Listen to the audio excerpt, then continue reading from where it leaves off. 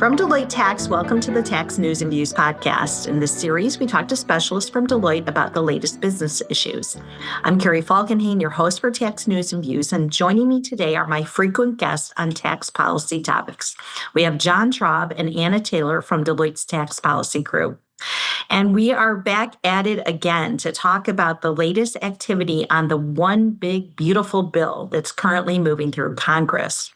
The last time we got together to discuss it was in late May, and the House of Representatives had just passed their version of the bill. Now it's a few weeks later, and the Senate yesterday released their version of the tax package. John, what do we need to know about the new Senate proposal?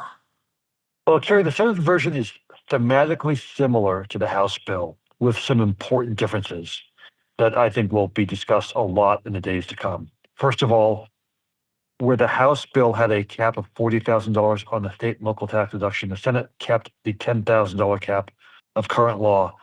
They noted in their explanatory materials that this is a negotiating point. They know they need to come up from there, but it was surprising to me they didn't at least start with some number between 10 and 40. They made a number of changes to what the House did on the Inflation Reduction Act. In some cases, they lengthened the life of various credits. In some cases, they shortened them. They appear to have left transferability of credits untouched, which was something the House took a pretty aggressive scalpel on. A provision that's gotten a ton of attention is so-called 899, that provides retaliatory measures for the U.S. against countries deemed to discriminate against our taxpayers. The Senate left 899 mostly intact despite a furious lobbying effort, although it did make a couple of changes. The two most notable ones are they delayed the effective date to give companies and countries more time to come into compliance or to change their laws. And they also capped the rate increase. And the House said tax rates could go up by 20%. The Senate says rates can go up by 15% on affected companies and individuals. There are a huge package of international tax changes that will take some time to decipher, but on first glance, it appears they made some of the rules, especially around BEAT and FDI, more taxpayer friendly. They made some changes to GILTI that are probably more of a mixed bag for taxpayers. But they did these by raising the BEAT rate and lowering the value of the GILTI and FDI deductions. So whether you're better off or worse off will be very fact and circumstances dependent. They narrowed the language on remittance excise tax to clarify it was really just trying to cover cash being sent by a person here to a family member abroad. They did make the big three permanent. This is 174, 163J, and bonus depreciation. It's retroactive to the start of the year for 174 and 163J, bonus depreciation effective back to 1/20/25, and those are all permanent. As expected, the changes for research and development are for domestic research only, foreign research still done over 15 years. And interestingly, a twist I did not see coming is that they said for companies who have been capitalizing their R&D costs for the last few years since 174 came into effect, that they could choose to accelerate the remaining deductions over a period of 1 or 2 years. So it's not quite retroactive, but it's close to it. It's something that I did not see coming. And then two other quick notes. They did include all of the big four Trump campaign ideas: tips, overtime, senior citizen deduction, auto interest loan deductions. But then for tips and overtime, they made them less generous than what was the House passed package. They did reduce the tax on university endowments and struck entirely the tax hike on private foundations. And one thing not in there that we're still on the lookout for potentially coming in late in the game are tax increases affecting higher income individuals, whether it's a rate increase or what Trump calls in the past the tax carried as ordinary income. So those are things we're still looking for. And so that's a quick overview of a very big Senate package with lots of changes from what the House passed last month. Anna, many of the senators are just getting into the details and seeing some of the changes with this new package. How is it being received so far? Well, initial reactions have been mixed. There is a lot of support in the Senate to make all of those TCJA provisions set to expire permanent. So John mentioned that the Senate proposal does make those big three business provisions, 174, 163J, and bonus depreciation, all permanent. And so I do think there's really broad support in the Senate for doing that. They're all excited about doing that.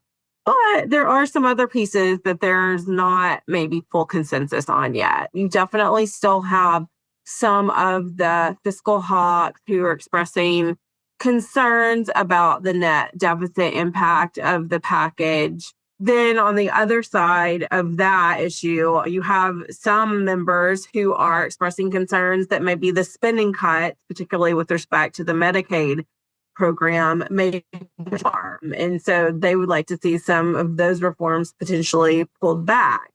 And then you have, of course, a very vocal contingent in the House who are not at all happy with that $10,000 cap placeholder on the individual SALT deduction. That SALT caucus in the House feels like they went through this big negotiation already to land at that $40,000 cap that was included in the House passed package. And they are not at all happy about seeing that negotiated agreement pulled out of the Senate proposal. So while I do think that the senators are pretty excited about the TCJA extensions, there's going to have to be more negotiations to come in the days ahead. And I do think that there's still likely a few more tweaks to the policy before we see Senate passage of this package.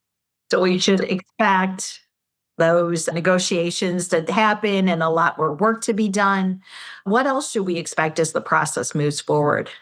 Well, we're at the point in the process now where the Senate parliamentarian starts to play a really pivotal role. And you're going to see the committee staffs, both the majority and the minority staff, going in to vet the bill with the Senate parliamentarian to ensure that all the provisions are compliant with the reconciliation rules to ensure they can be included in the package.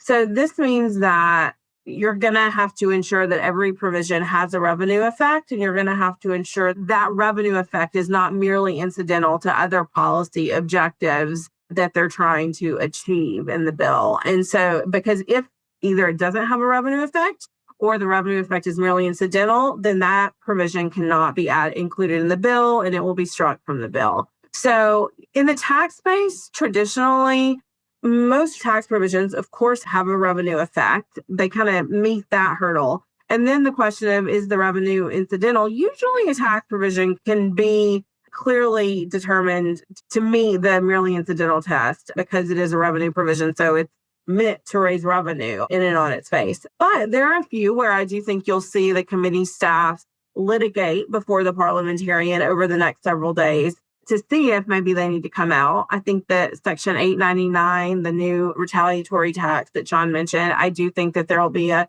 merely incidental litigation occur on that one. You've seen over the last couple of years now, you've seen both the sponsors of this bill and the administration itself have talked about how this new 899 could be a negotiating tool so that they can negotiate with other countries to try to get taxes in other countries off the books. So if it's meant to be a negotiating tool in these global negotiations, maybe the revenue that is raised from it is merely incidental to that other objective of it being a negotiating tool. So I think you'll see that litigation happen before the parliamentarian. There are other questions that I think that will be put before her as well. There's the repeal of the direct file program here. Does that have a real revenue effect? There's the question of what budget baseline they're using to score the package. Traditionally, a current law baseline is used, which basically scores every provision based on current law. And here they're planning to use in the Senate as they move this bill forward, they're using the current policy baseline, which says anything that's in effect now, so all of these TCJA provisions set to expire at the end of the year, if it's in effect now, we're going to presume those provisions were going to be extended. And therefore, we don't have to account for the cost of that extension. So the difference there really is if you were using a current law baseline, those TCJA expirations would score, I think the latest score we saw from CBO was somewhere in the neighborhood of $3.8 trillion. But if you're using a current policy baseline, they score $0. So one way or another, the parliamentarian is going to have to participate in a litigation on that baseline question. Whether the budget chairman himself claims the authority to set the baseline, then there are follow-on questions about if you do set these expirations at a zero revenue effect, then when you just tweak their rates by a little bit, are you doing that just to get around that $0 revenue effect? And is that a violation of the reconciliation rules? So she's going to play a role in that baseline question one way or another in the coming days, I think. And then, of course, there's going to be a litigation to determine if a provision doesn't have a revenue impact. Even very minor provisions like a title or the table of content, if those provisions don't have a revenue effect, they can be struck from the bill. And so I do think you'll see the minority party going through and looking at all of those types of provisions. They do that. Some people say, oh, that's pretty petty. Well, maybe it is, but I think it's also, they do that to protect precedent, because if you don't bird something out of the package when you're going through the process, it sets a precedent for the next reconciliation bill and makes it harder to get it struck from the bill in the next go round. So that's why they always do go through with a fine tooth comb and find all of these provisions without a revenue impact to bird them out. And then lastly, they're going to be looking through each provision to figure out, is it overly prescriptive? Is it something that could affect only a very small number of taxpayers? And if it is, then potentially those could violate the reconciliation rules and need to come out too. So all of those things are going to be litigated with the parliamentarian behind closed doors over the next several days. And once they've completed that step in the process, the Senate Republicans can cure any problems with the bill that the parliamentarian finds, and then it can come to the floor for full consideration on the Senate floor. Sounds to me like there's a lot of work to be done. Is it, there's been a lot of talk from the president and congressional leaders to have this bill done by July 4th for a signing ceremony. John, what do you think based on where we are today? Is that deadline doable? Well, it's possible, but it's very difficult. To be clear, to meet that deadline, the various Senate members who have expressed some concerns about what they've seen so far would need to get on the same song sheet and be able to vote on the bill next week. As Anna said, we expect this week to be devoted to the Berg-Bath process. While that's going on, we have parallel negotiations going on between the Senate and the House on SALT and other issues, including Medicaid. But presumably, for this to work, the Senate would begin debate on it next week. They would pass the bill by the end of the week, and the last amendment offered during consideration would be what is colloquially known as a wraparound amendment. It would be an amendment offered, we would presume, by Senate Leader Thune. It would incorporate whatever changes are necessary to accommodate and reflect negotiations that have been made with senators and with House members to produce a final product out of the Senate that can also pass the House pretty quickly. That would be the normal course of order, how things would go, and by a so-called wraparound amendment. Senate passes then sometime Thursday or Friday of next week, so that'd be June 26th or 27th. And then the question is, would Speaker Johnson call the House into session the week of the 30th, which is currently scheduled to be a recess week, and have the House vote on the bill before July 4th? It is certainly possible, but that is not definite. Members are pretty protective of their recess weeks. And of course, to even be in that position, it requires the Senate to do everything right between now and then to get the bill off the Senate floor by the 26th or 27th of June. And that's not an insignificant task. Sounds like there's going to be a real flurry of activity to try to get this over the finish line in the next couple of weeks. And what are you in particular going to be watching as we enter the home stretch of this process? Well, there's really three buckets that I think are going to be outcome determinative. One, you've got to find a deal on that individual SALT deduction cap. And the Senate leader and the Finance Committee chairman, they've already indicated they know they're going to have to, that the $10,000 is really a placeholder, and they're going to have a negotiation here with the House SALT caucus. But how quickly can that happen? And can they all get to a good place? This issue is a compromise deal that makes all sides happy has been very difficult to find for a number of years now. So that's going to take a lot of work in the coming days. And then that tension between the members who want to see more done on the deficit reduction side, the fiscal hawks, and those members who have reservations about some of the spending cuts in the bill, particularly with respect to the Medicaid program. There's a real tension there. And if you solve for one, you are arguably creating a bigger problem for the other. So it's a difficult needle to thread. And so we're going to have to see how leadership and the president really handle making both of those crowds happy. And then lastly, the president himself. He has often in these kinds of negotiations, he'll have last minute demands, things that he wants to add to the package. He's got a number of priorities that are already in the package, but he does have others that aren't in the package yet that he has been advocating for. So I'll be interested to see if he's satisfied with this Senate package and whether or not he pushes to make additional changes in the next several days. John, do you think we get this done? Does it all get done as it is today?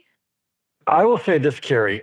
It seems almost impossible to me, given the number of issues that Anna in particular has identified here that seem in some ways insurmountable. But throughout his career as president, both in his first term and especially in the second term, we've seen Donald Trump pull bigger rabbits out of smaller hats time after time to extract the votes he needs on Capitol Hill. So while I have a hard time seeing how it gets done, I also have a hard time seeing this being the one time Trump comes up short and doesn't get what he wants out of the U.S. Congress. All right. Well, thank you both so much. With that, I'm sure there's going to be a number of new developments as this bill continues to make its way through Congress that we're going to get back together and talk about as warranted in the days and weeks ahead. Thank you, audience, for listening in. As always, if you'd like more information from John and Anna and Deloitte's Tax Policy Group, I'd encourage you to go to Deloitte.com, search on Tax News and Views, and you can sign up for the weekly email plus special edition version of our tax policy updates. Of course, I hope you join us the next time we're together, and I hope everyone continues to be well. Take care, everyone.